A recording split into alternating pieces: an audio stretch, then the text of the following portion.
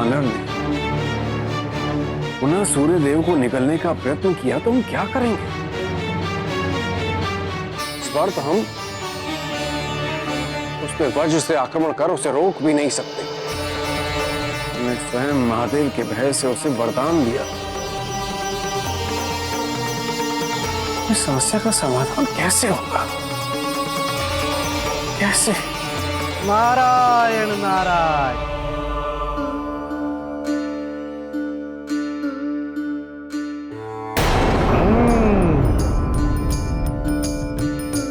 देवराज, हनुमान पुनः सूर्य की दिशा में है। न जाने इस बार उसका उद्देश्य क्या है। देवराज, आप तो व्यर्थ ही व्याकुल हो रहे हैं। हाँ, इस बार हनुमान सूर्यदेव को निगलने हेतु उनका अनुसरण नहीं कर रहा है। किंतु अब प्रश्न ये उठता है कि जिस उद्देश्य से वो सूर्यदेव की ओर अग्रसर है, कहीं वो उसे ग्रहण लगाने से भी अधिक चिंता का विषय तो नहीं है?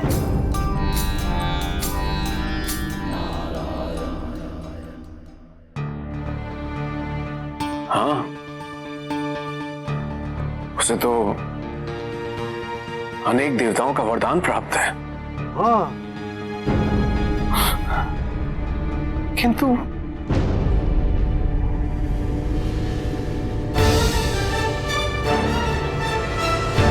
ऋषि भृगु के श्राप के कारणवश वे अपनी शक्तियों का बोध नहीं है। नारायण नारायण। किंतु देवराज, वे सारी शक्तियां अब भी हनुमान में निहित हैं। कहीं ऐसा तो नहीं कि उन सारी शक्तियों को पुनः जागृत करने का कोई मार्गदर्शन उसे प्राप्त हुआ हो? उचित है देवराज, इसीलिए हनुमान सूर्यदेव की सहायता लेने गया है, जिससे वो अपनी सारी शक्तियों को पुनः प्राप्त कर सके। नारायण नारायण। देवराज, बाल्यावस्था में ही इन शक्तियों के कारण हनुमान में इतना उपद्रव मचाया था, अब तो उसमें कई अधिक बल है। देवराज, युवा अवस्था में अपनी शक्तियों का बोध हो जाए तो वो अत्यंत विनाशकारी सिद्ध हो सकता है।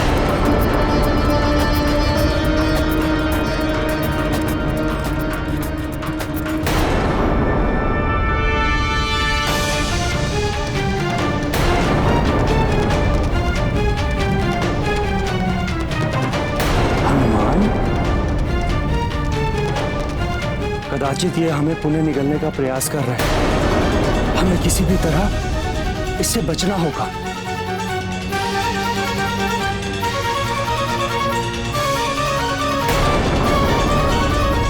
सूर्यदेव,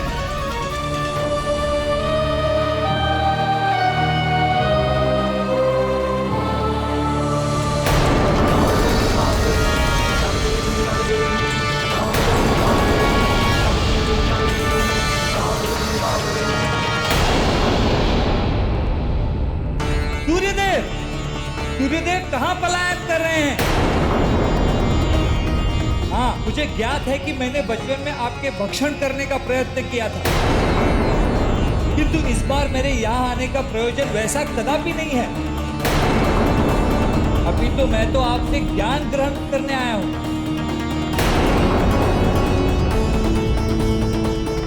सूर्यदेव, रक्षा गिरे देवराज इंद्र, हनुमान हमें पुनः निकलने आ रहा है।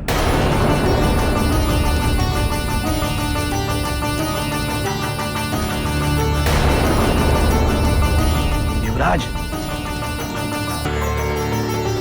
देवराज, यहाँ आप ही देवराज है ना? नहीं, कोई देवराज इंद्र से सहायता की मांग कर रहा है।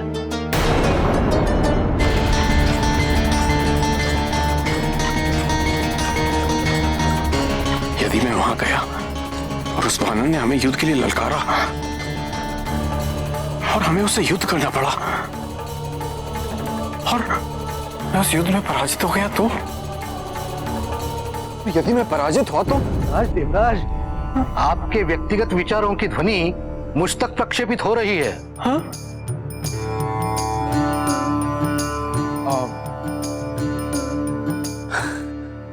मैं तो ये सोच रहा था कि महादेव ने कहा है कि इस युग में हम सभी को अपनी रक्षा स्वयं करनी चाहिए।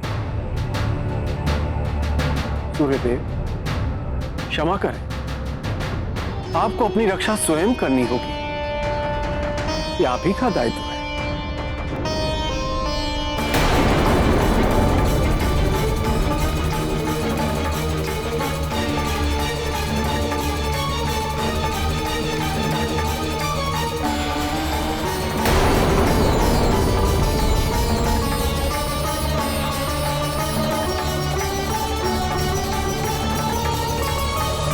लगता है हनुमान से पीछा छुड़ाने में हम सफल हुए।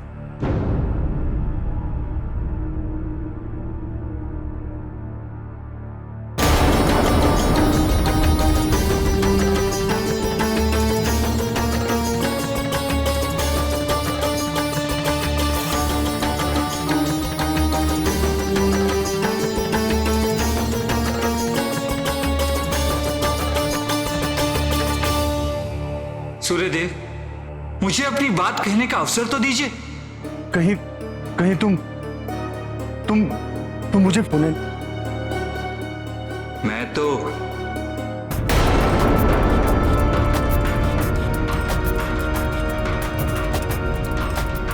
मैं तो ज्ञान प्राप्त करने हेतु यहाँ आया हूं। आपका शिष्य बनने का इच्छुक हूं।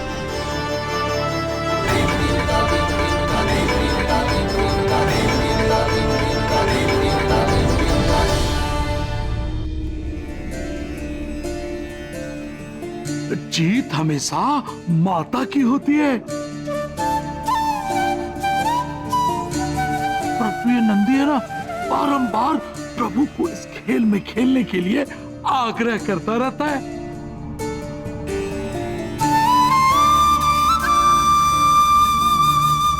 कितना अनुचित है, महादेव को पराजित देखकर हमें बड़ी पीड़ा होती है, वो भी सब इस नंदी के कारण।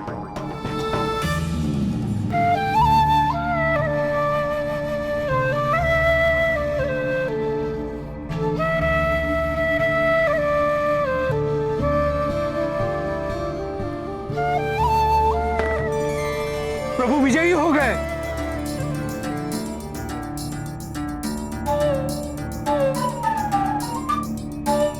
लो, आज इस पीड़ा से भी प्रभु ने आपकी रक्षा कर ली।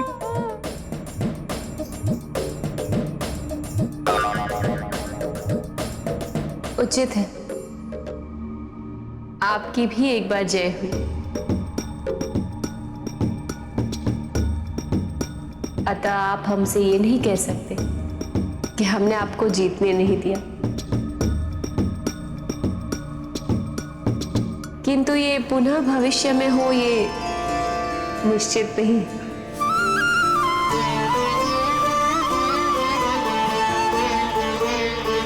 ये कौशल था या भाग्य, ये तो निकट भविष्य में ही स्पष्ट हो जाएगा, किंतु वर्तमान में ये क्रीड़ा पुनः आरंभ होती है।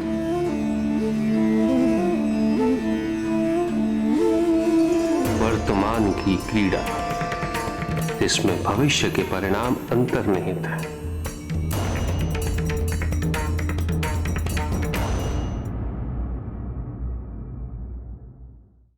तुम हमारे शिष्य नहीं बन सकते, किंतु क्यों नहीं? मेरे तीव्र तेज से तुम भस्म हो गए तो? जब बाल्यावस्था में मैं भस्म नहीं हुआ तो अब क्यों होऊंगा? मेरे प्रश्नों के उत्तर पाने हेतु मैं आपका ताप सहन करने के लिए भी तत्पर हूं।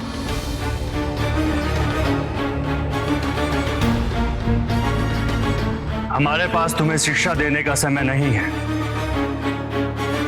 तुम्हारे प्रश्नों के उत्तर देने हेतु हमें एक स्थान पर रुकना होगा, जो कि सूर्य के लिए संभव नहीं। गतिमान रहना इस सृष्टि के प्रति हमारा दायित्व है। यदि हम एक स्थान पर रुक गए तो हम पर निर्भर मानव लोक की गतिविधियां अस्त व्यस्त हो जाएंगी। भारी संकट की स्थिति उत्पन्न हो सकती है। ऐसी इच्छा तो मेरी भी नहीं कि मुझे अपना शिष्य स्वीकार करने से आपके किसी भी दायित्व में किसी भी प्रकार की बाधा उत्पन्न हो।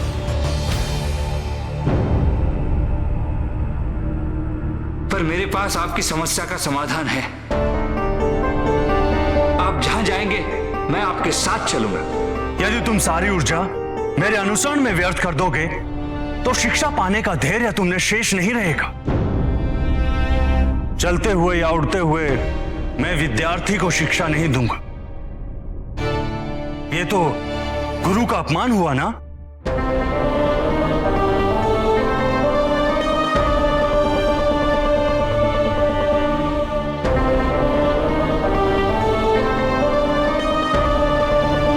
तुम्हें अब लौट जाना चाहिए। पुनः भेंट होगी तो अवश्य तुम्हारे नए गुरु के बारे में चर्चा करें।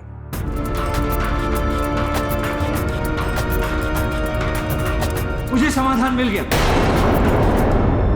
आपका रथ, मैं आपके रथ में आपके साथ चल सकता हूं। हो गया ना समस्या का समाधान? नहीं, ऐसा अपमान हम कदापि स्वीकार नहीं करेंगे।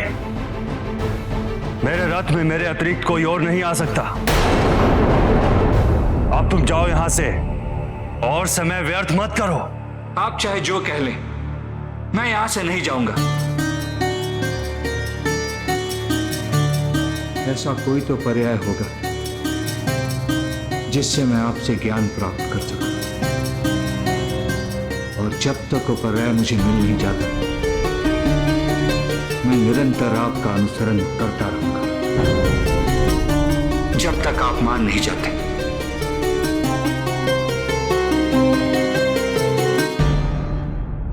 उचित है, मैं तुम्हें शिक्षा प्रदान अवश्य करूंगा।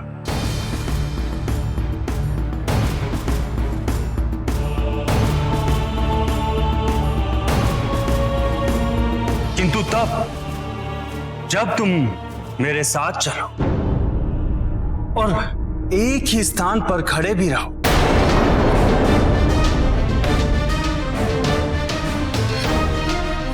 यदि तुमने ऐसा कर लिया तो निश्चित रूप से मैं तुम्हें शिष्य स्वीकार कर लूंगा।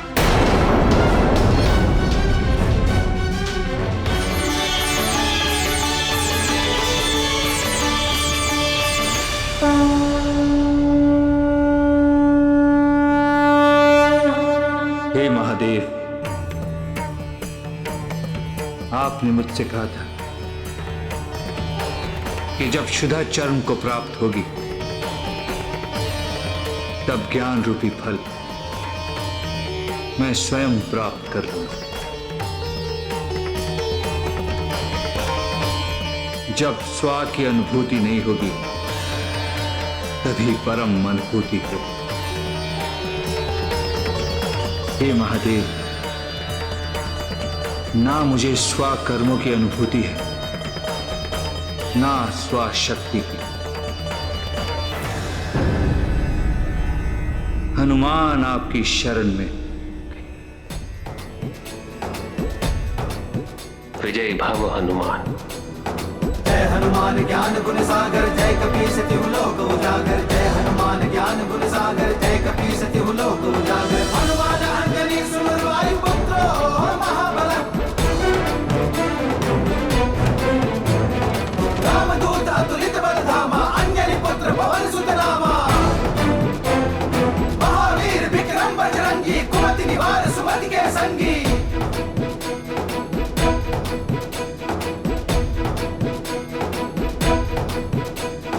जय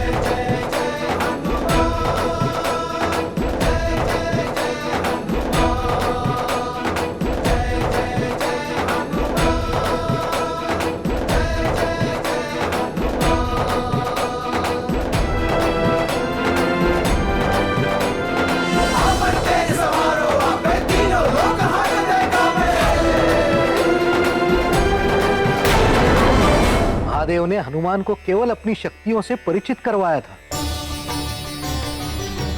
किंतु उन शक्तियों को संचालित करने का मार्ग हनुमान ने स्वयं पा लिया। धन्य है महादेव, धन्य है।